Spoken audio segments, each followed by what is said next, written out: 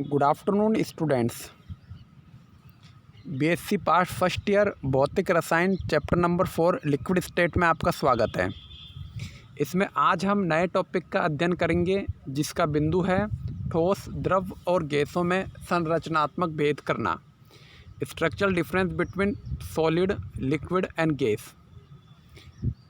द्रव अवस्था ठोस एवं गैस अवस्था के बीच की अवस्था होती है, इसलिए द्रव के संरचना का अध्ययन ठोस और गैस अवस्था की संरचना के साथ तुलनात्मक रूप से किया जाता है। जैसे अगर हम इस पहले बिंदु की बात करें कि अंतराण्विक बल एवं अंतराण्विक दूरियां। गैस अणुओं के मध्य अंतराण्विक आकर्षण बल अत्यंत दुर्बल होता है और अणुओं के मध्य दूरी भी अधिक होती है, इसलिए गैस अणुओं के मध्य रिक्त स्थान अधिक होता है। ठोस में अवयवी कणों की एक नियमित व्यवस्था होती है, यानी उनके ठोस के अंदर जो अवयवी कण हैं वो व्यवस्थित रूप से जमे रहते हैं तथा कणों के मध्य प्रबल आकर्षण बल भी होता है और उनके मध्य रिक्त स्थान नहीं के बराबर होता है। ठीक है, गैस में तो रिक्त स्थान बहुत ज़्यादा हो गया, ठोस में रिक्त स्थान नहीं के बराबर हो गया। अब द्रव्य में क्या होगा? द्रव्य में थोड़ा बहुत रिक्त स्थान होगा क्योंकि दोनों के बीच में आएंगे ना। तो द्रव अवस्था में अणुओं के मध्य आकर्षण बल गैस की तुलना में बहुत अधिक परंतु ठोस की तुलना में कम होता है।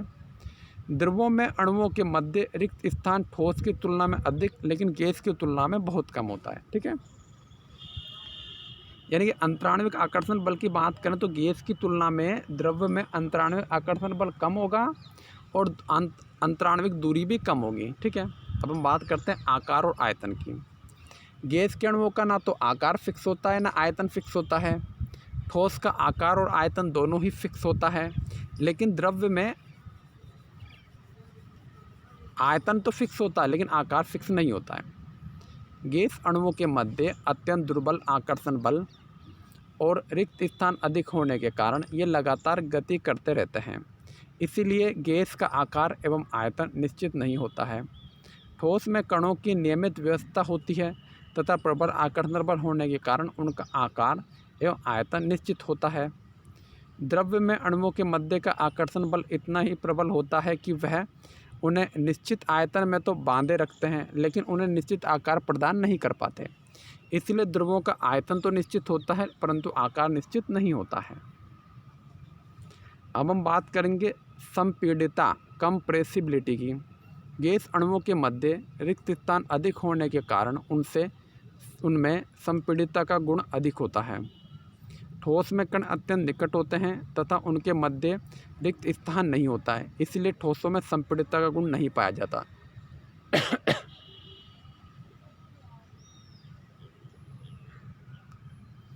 द्रवों में अणुओं के मध्य रिक्त स्थान ठोसों की तुलना में अधिक लेकिन गैस की तुलना में अत्यंत कम होता है, इसीलिए द्रवों में संपीड़ितता ठोसों की तुलना में अधिक लेकिन गैसों की तुलना में बहुत कम होती है। देखो, गैस पे तो दबाव डाल के उसे संपीड़ित किया जा सकता है बहुत ज़्यादा, द्रव्य पे दबाव डाल के उसे थोड़ा बहुत ही संपीड़ित किया जा सकता है, उससे ज़्यादा संपीड़ित नहीं किया जा सकता है।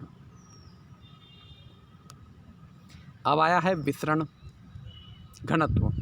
गैसों में अणु दूर दूर होते हैं, इसलिए गैसों का घनत्व अत्यंत कम होता है। ठोसों में अणु बहुत पास पास होते हैं, अत्यंत निकट, इसलिए उसका घनत्व अधिक होता है। द्रवों में अणु ठोसों की तुलना में दूर दूर परंतु गैसों की तुलना में अधिक पास पास होते हैं, इसलिए द्रवों का घनत्व ठोसों से कम परंतु गैसों से अधिक होता है।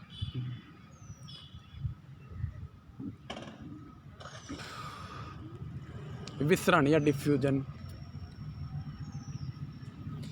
गैसों में अणुओं के मध्य दुर्बल आकर्षण बल तथा रिक्त स्थान अधिक होने के कारण वे स्वतंत्र गति करते हैं, इसलिए एक गैस दूसरे गैस में तुरंत विसरित हो जाती है।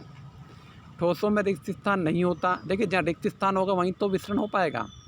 ठोसों में रिक्त स्थान नहीं होता तथा प्रबल आकर्षण बल के कारण इनमें विसरण का गुण नहीं होता है।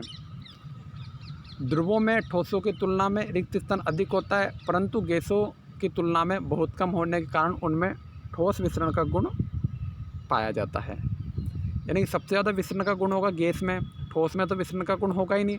द्रव में थोड़ा सा विसरण का गुण होगा क्योंकि उसमें रिक्त स्थान भी कम है। तापीय प्रसार एवं संकुचन। गैसों में अणुओं के मध्य दूरी अधिक होने के कारण उनमें तापीय प्रसार भी अधिक होगा तो संकुचन भी अधिक होगा। ठोसों में कणों के मध्य दूरी अत्यंत कम होती है, इसलिए उसमें तापीय प्रसार और संकुचन दोनों ही कम होते हैं। द्रव के अणुओं के मध्य दूरी ठोसों से अधिक परंतु गैसों से कम होती है, इसलिए द्रवों में तापीय प्रसार ठोसों से अधिक परंतु गैसों की तुलना में कम होता है।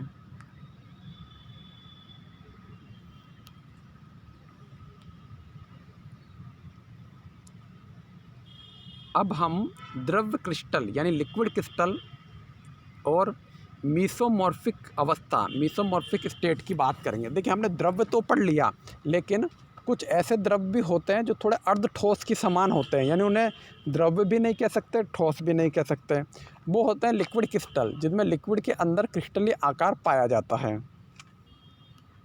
सामान्यतः जब किसी ठोस पदार्थ को गर्म करते हैं तो वह एक निश्चित ताप यानी गलनांक पर द्रव अवस्था में बदल जाता है, परंतु कुछ ठोस पदार्थ ऐसे भी होते हैं जो गर्म करने पर पहले एक निश्चित ताप पर अपारदर्शी द्रव यानी टर्बिड लिक्विड बनाते हैं, जो और अधिक गर्म करने पर एक निश्चित ताप पर स्वच्छ द्रव में परिवर्तित हो रहा है। देखिए, नॉर्मली तो क्या होता है, ठोस को गर्म किया और वो लिक्विड में परिवर्तन हो जाता है, लेकिन कुछ द्रव ऐसे भी होते हैं जो कि ठोस से डायरेक्ट लिक्विड में परिवर्तित नहीं होते। ठोस से वो गर्म करने पे एक निश्चित ताप पे टर्बिड लिक्विड यानी अपारदर्शी द्रव्य बनाएंगे, उसके बाद वो स्वच्छ द्रव्य बनाएंगे। जब इस द्रव्य को ठंडा करते हैं तो विपरीत क्रिया होती है, अर्थात वह पहले एक निश्चित ताप पर अपारदर्शी द्रव में बदलता है और फिर और ठंडा करने पर वह एक निश्चित ताप पर ठोस अवस्था में बदलता है। इसको हम इस डायग्राम से समझा सकते हैं। देखिए, ठोस अवस्था, द्रव अवस्था, गैस अवस्था। अब यह ठोस अवस्था और स्वच्छ द्रव अवस्था के बीच में एक और अवस्था आ गई है, अपारदर्शी द्रव्य वाली अवस्था। अपारदर्शी द्रव्य, तो जो अपारदर्शी द्रव्य वाली अवस्था है, यही क्या कहलाते हैं, यही द्रव्य क्रिस्टल यानी लिक्विड क्रिस्टल कहलाते हैं। इसको इस डायग्राम से भी हम समझा सकते हैं। सामान्य पदार्थ वाला जो डायग्राम है उसमें एक तरफ हम वाष्प दाब बढ़ा रहे हैं, एक तरफ ताप बढ़ रहा है और तीन अवस्था हमें प्राप्त हो रही है, ठोस, द्रव और वाष्प या गैस। जबकि हम कुछ विशेष पदार्थों वाले की बात करें, सेकंड वाला डायग्राम हम देखें, जहां क्रिस्टलीय ठोस, अपारदर्शी द्रव, स्वच्छ द्रव और फिर वाष्प यानी गैस है, यानी कि इसमें हमें चार अवस्थाएं प्राप्त हो रही हैं। सामान्य लिक्विड में हमें तीन अवस्थाएं प्राप्त होंगी, ठोस, द्रव और वाष्प या गैस। लेकिन इसमें हमें जो लिक्विड क्रिस्टल हैं, लिक्विड क्रिस्टल जिनको हम द्रव क्रिस्टल भी कहते हैं, इसमें हमें चार अवस्थाएं प्राप्त हो रही हैं, क्रिस्टलीय ठोस, अपारदर्शी द्रव, स्वच्छ द्रव और वाष्प। जिस ताप पर ठोस पदार्थ अपारदर्शी द्रव में बदलता है उसे संक्रमण ताप कहते हैं, तथा जिस ताप पर अपारदर्शी द्रव स्वच्छ द्रव में बदलता है उसे गलनांक कहते हैं। संक्रमण ताप एवं गलनांक के बीच अपारदर्शी द्रव ध्रुवित प्रकाश के प्रति द्विअपवर्तन तथा व्यतिकरण का गुण प्रदर्शित करता है। ये गुण विषमदेशिक ठोसों में पाया जाता है, इसीलिए लेहमान ने ऐसे पदार्थों को सर्वप्रथम द्रव क्रिस्टल, द्रव तो है लेकिन क्रिस्टल फॉर्म में भी है, क्यों? क्योंकि इसके अंदर विषमदेशिक ठोसों के गुण पाए जा रहे हैं। कौन सा गुण है वो गुण है ध्रुवित प्रकाश के प्रति द्विअपवर्तन एवं व्यतिकरण का गुण प्रदर्शित करना। इन अपारदर्शी द्रवों में कुछ प्रकाशीय गुणों के अतिरिक्त क्रिस्टलों के भी कई और गुण नहीं पाए जाते, बल्कि इनमें द्रवों के कुछ और गुण पाए जाते हैं, जैसे गतिशीलता, श्यानता, पृष्ठ तनाव आदि गुण। ये गतिशीलता, श्यानता, पृष्ठ तनाव किसके गुण हैं? द्रव्य का गुण है, अतः इन्हें द्रव्य क्रिस्टल कहना उचित नहीं था। ऐसे अपारदर्शी द्रव और कई नाम जैसे क्रिस्टलीय द्रव, विषमदेशिक द्रव या पैराक्रिस्टल कहा गया। जी फ्रीडेल ने इन अपारदर्शी द्रवों को सबसे उचित नाम दिया, जिसको हम बोलते हैं मेसोमॉर्फिक अवस्था, जिसका तात्पर्य मध्यवर्ती अवस्था है। इसलिए ऐसे अपारदर्शी द्रवों का प्रचलित नाम द्रव क्रिस्टल ही कहा जाता है और इसको मेसोमॉर्फिक अवस्था या मध्यवर्ती अवस्था कहा जाता है। इस डायग्राम से आप समझ सकते हैं, ठोस अवस्था संक्रमण ताप पर परिवर्तित होगी मेसोमॉर्फिक अवस्था में, मेसोमॉर्फिक अवस्था गलनांक पर परिवर्तित होगी द्रव अवस्था में, और द्रव अवस्था क्वथनांक पर परिवर्तित होगी गैसीय अवस्था में। इस प्रकार का गुण सामान्यतः लंबी श्रृंखला वाले उन कार्बनिक यौगिकों में पाया जाता है जिनके सिरे पर OR, NHR, COOR समूह तथा मध्य में carbon double bond nitrogen, nitrogen double bond nitrogen, carbon double bond carbon समूह पाए जाते हैं।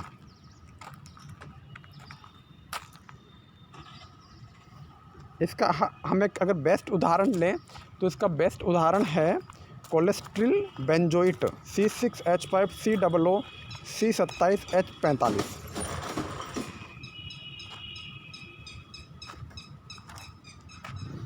कोलेस्ट्रिल बेंजोइट का संक्रमण ताप 145 डिग्री सेंटीग्रेड, इस पे ये मीसोमॉर्फिक अवस्था में बदलता है। मीसोमॉर्फिक अवस्था में बदलने के बाद ये 178 डिग्री सेंटीग्रेड पर स्वच्छ द्रव अवस्था में बदलता है। 178 डिग्री सेंटीग्रेड तो गलनांक हो गया और 145 डिग्री सेंटीग्रेड संक्रमण ताप हो गया। मीसोमॉर्फिक अवस्था दर्शाने वाले कुछ यौगिकों के ये उदाहरण दिए गए हैं, जैसे डाईएथिल बेंजिडीन, पैरा एजोक्सी एनिसोल, पैरा एजोक्सी फेनिटोल। ये सब वो उदाहरण हैं जो द्रव मीसोमॉर्फिक अवस्था प्रदर्शित करते हैं, जिसमें सबसे बेस्ट उदाहरण तो जो फर्स्ट में मैंने आपको बताया वो है कोलेस्ट्रिल बेंजोइट, जिसका संक्रमण ताप 145 डिग्री सेंटीग्रेड और गलनांक 178 डिग्री सेंटीग्रेड है। अब देखिए, हम देखते हैं द्रव क्रिस्टल, ठोस और द्रव अवस्था में अंतर क्या होता है। द्रव क्रिस्टलों के कुछ गुण क्रिस्टलीय ठोसों के समान होते हैं, जबकि अधिकांश गुण द्रवों के समान होते हैं। इसी समानता के कारण द्रव क्रिस्टलों को ठोस और द्रव अवस्था के मध्य की अवस्था माना गया है। इसलिए इस क्रिस्टलों को मीसोमॉर्फिक अवस्था कहते हैं। इस टेबल के माध्यम से हम आपको ये समझा रहे हैं कि किस प्रकार ठोस, द्रव क्रिस्टल और द्रव में किस प्रकार से हम अंतर या विभेद कर सकते हैं गुणों के आधार पर। अगर हम गुणों की बात करें, जैसे कि तरलता या फ्लूइडिटी, तो ठोस तरल नहीं होते, द्रव क्रिस्टल तरल होते हैं और द्रव भी तरल होते हैं। गतिशीलता की बात करें तो ठोस में भी गतिशीलता नहीं पाई जाएगी, द्रव क्रिस्टल में गतिशीलता पाई जाएगी और द्रव में भी गतिशीलता पाई जाएगी। पृष्ठ तनाव की बात करें तो ठोस में पृष्ठ तनाव नहीं होगा, जबकि द्रव क्रिस्टल और द्रव में पृष्ठ तनाव होगा। श्यानता की बात करें तो ठोस में किसी प्रकार की श्यानता या विस्कोसिटी नहीं पाई जाएगी, द्रव क्रिस्टल में पाई जाएगी और द्रव में भी पाई जाएगी। द्विविवर्तन ठोस भी प्रदर्शित करते हैं, द्रव क्रिस्टल भी प्रदर्शित करते हैं, लेकिन स्वच्छ द्रव विवर्तन प्रदर्शित नहीं करते हैं। अगर हम व्यतिकरण पैटर्न या डिफ्रैक्शन पैटर्न की बात करें तो द्रव ध्रुवित प्रकाश के साथ व्यतिकरण पैटर्न दर्शाते हैं। द्रव क्रिस्टल भी व्यतिकरण पैटर्न दर्शाते हैं, परंतु द्रव व्यतिकरण पैटर्न को नहीं दर्शाते हैं। तो आपको ये टेबल याद रखनी है कि लास्ट के जो दो गुण हैं वो ठोस और द्रव क्रिस्टल दोनों प्रदर्शित करते हैं, परंतु द्रव या स्वच्छ द्रव लास्ट वाले दो गुण प्रदर्शित नहीं करते। लास्ट वाले दो से पहले जितने भी हैं, तरलता, गतिशीलता, पृष्ठ तनाव, श्यानता, विषमदेशिकता, ये सारे गुण ठोस के द्वारा तो प्रदर्शित नहीं किए जाते। मतलब शुरू के जो गुण हैं 1 से लेकर 5 तक, वो ठोस के द्वारा प्रदर्शित नहीं किए जाते। द्रव क्रिस्टल और द्रव के द्वारा शुरू के 1 से लेकर जो 5 तक के गुण हैं वो द्रव क्रिस्टल व स्वच्छ द्रव द्वारा प्रदर्शित किए जाते हैं। लास्ट का छठा और सातवां जो गुण है वो ठोस और द्रव क्रिस्टल के द्वारा प्रदर्शित किया जाता है। इससे आप ये देख सकते हैं कि सिर्फ 2 गुण ऐसे हैं जिसमें द्रव क्रिस्टल ठोस के साथ में समानता रखते हैं, परंतु शुरू से 1 से लेकर 5 तक का जो गुण है उसमें द्रव क्रिस्टल द्रव्य के साथ में समानता रखते हैं। यानी कि इससे हम ये कह सकते हैं कि द्रव्य क्रिस्टल द्रव्य के साथ समानता ज़्यादा रखते हैं कंपेयर टू ठोस। ठोस के साथ समानता कम रखते हैं, यानी कि द्रव्य क्रिस्टल द्रव्य ज़्यादा हैं और ठोस कम हैं।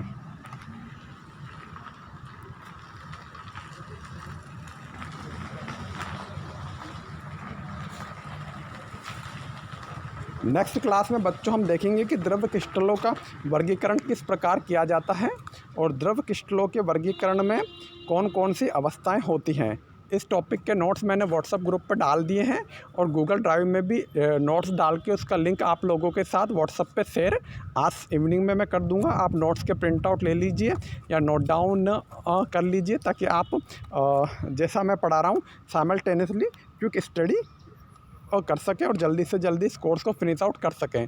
इसके बाद हम आपका टेस्ट भी लेंगे, तो आप मेरे साथ साथ इस कोर्स को और रिवाइज करके जल्दी से जल्दी कंप्लीट करने की कोशिश कीजिए। नोट्स मैं आपको व्हाट्सएप ग्रुप में डाल दूंगा। जो बच्चे व्हाट्सएप ग्रुप से नहीं जुड़े हुए हैं वो व्हाट्सएप ग्रुप में जुड़ें और नोट्स का प्रिंट आउट ले लें और आपस में सर्कुलेट भी कर दें। जिन बच्चों के पास पुराने वाले नोट्स नहीं पहुँचे हैं वो भी मुझे व्हाट्सएप ग्रुप पे मैसेज कर सकते हैं, तो मैं पुराने वाले नोट्स भी उनको भेज दूँगा जो बच्चे पहले व्हाट्सएप ग्रुप में नहीं थे, है ना। ठीक है बच्चों, नेक्स्ट क्लास में मिलते हैं, तब तक के लिए टेक केयर, बाय बाय।